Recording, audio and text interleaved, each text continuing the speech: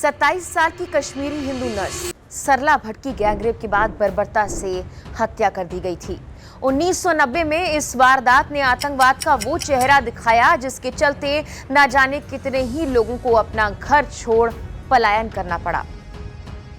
लेकिन अब 35 साल बीत चुके हैं और तस्वीर बिल्कुल बदल गई है और एक बार फिर से सरला भट्ट का केस खुल गया है।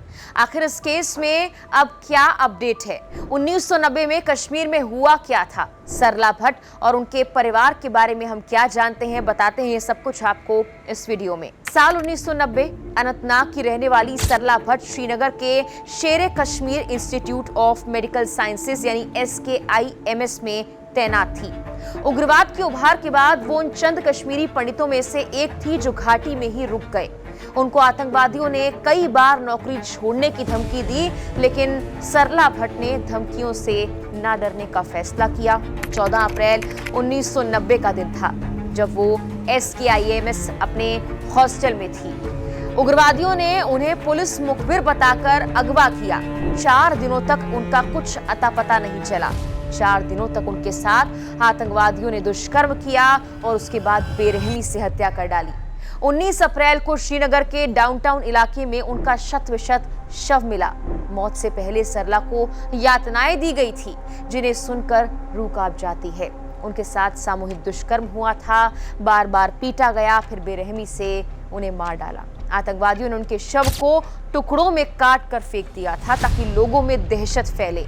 उनके पास एक डरावना नोट भी मिला था जिसमें उन्हें पुलिस मुखबिर बता दिया गया था। सरला की मौत के बाद भी आतंकवादियों ने उनके परिवार को नहीं बख्शा। जब उनका परिवार अंतिम संस्कार के लिए शव लेकर जा रहा था तो उन पर बम से हमला किया गया। आतंकवादियों ने अनंतनाग में उनके घर को आग के हवाले कर दिया। इस हमले ने सरला के परिवार को पूरी तरह से तोड़ दिया था। मजबूरन उन्हें अपनी जमीन, अपना घर-बार सब कुछ छोड़कर पलायन करना पड़ा।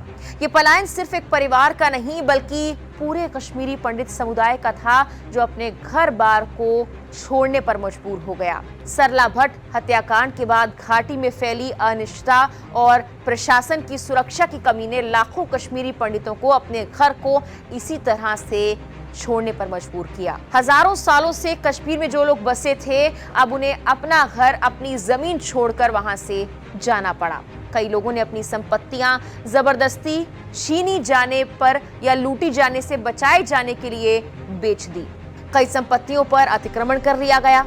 लेकिन आखिर 35 साल बाद अब कैसे फिर आखिर ये केस चर्चा का केंद्र बन गया है? क्यों ये केस खोला गया? सरला भट्ट केस में दरअसल उस वक्त निगिन पुलिस स्टेशन में FIR तो लिखवाई गई थी, लेकिन आतंकवाद के डर से गवाह सामने नहीं आ रहे थे। पुलिस की सीमित संसाधनों की वजह से भी जांच आगे बढ़ ही नहीं पाई और ये मामला फाइलों में दबकर रह गया। 2017 की बात है जब सुप्रीम कोर्ट ने कश्मीर में उग्रवाद की शुरुआत से अब तक आतंकवादियों द्वारा सैकड़ों कश्मीरी पंडितों की हत्याओं की फिर से जांच की मांग वाली एक याचिका को खारिज कर दिया था। तत्कालीन मुख्य न्यायाधीश JS खेर और न्यायमूर्ति DY चंद्रचूड़ ने ये तर्क देते हुए याचिका खारिज कर दी थी कि घाटी से पंडितों के पलायन को 27 साल बीत चुके हैं। अब इसमें सबूत मिलने की संभावना बहुत कम है। 2023 में शीर्ष अदालत ने कश्मीरी पंडितों की हत्या की जांच की मांग करने वाली संस्था रूट्स इन कश्मीर की क्यूरेटिव याचिका को एक बार फिर से खारिज कर दिया। हालांकि जम्मू कश्मीर के उपराज्यपाल मनोज सिन्हा के निर्देश पर अब सरला भट्ट की पुरानी फाइल को भी फिर से खोलकर Jammu Kashmir state investigation agency यानी SIA को सौंपा गया है। 35 साल बाद फिर से 12 अगस्त को SIA की टीम ने श्रीनगर में इस मामले को लेकर छापेमारी की है। लगभग 8 जगहों पर छापेमारी की खबर, जिसमें JKLF के पूर्व प्रमुख यासीन मलिक का घर भी शामिल था जो फिलहाल तिहाड़ जेल में बंद है। यासीन मलिक का नाम अक्सर सरला भट्ट केस से जोड़ा जाता है क्योंकि वो 1990 में जम्मू कश्मीर लिबरेशन फ्रंट का शीर्ष कमांडर था।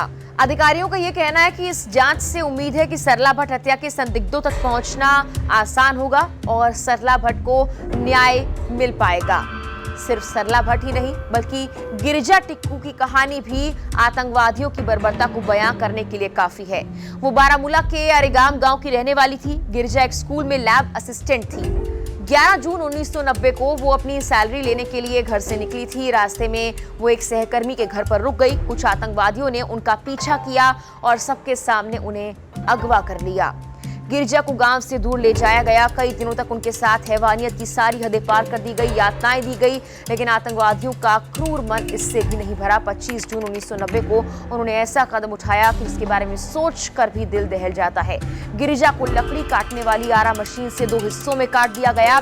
ये सब गांव वालों की आंखों के सामने हुआ। जो पड़ोसी कभी उनके अपने थे, जिन पर वो भरोसा करती थी, कुछ रिपोर्ट्स के मुताबिक वही इस साजिश का हिस्सा बन गई। ये पूरी घटना उस वक्त हुई जब घाटी में कश्मीरी पंडितों के खिलाफ बड़े पैमाने पर हिंसा और धमकी का माहौल था। बता दें कि जम्मू कश्मीर पुलिस द्वारा 2008 में अपने खुद के मामलों के सर्वेक्षण के आधार पर तैयार की गई एक रिपोर्ट से पता लगता है कि 1989 के बाद से आतंकवादियों ने 209 कश्मीरी पंडितों की हत्या की, जिनमें से 109 हत्याएं अकेले 1990 में हुई थी। हालांकि कश्मीरी पंडित समूहों का कहना है कि ये संख्या इससे कहीं ज्यादा है।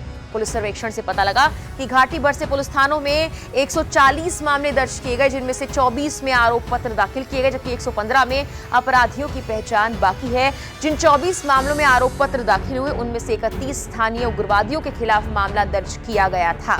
अब सरला भट्ट की फाइल खुलने के बाद ये उम्मीद जाहिर की जा रही है कि ऐसे कई और मामले सामने आएंगे जो 1990 में आतंकवादियों के द्वारा किए गए हैं। फिलहाल के लिए इस वीडियो में इतना ही।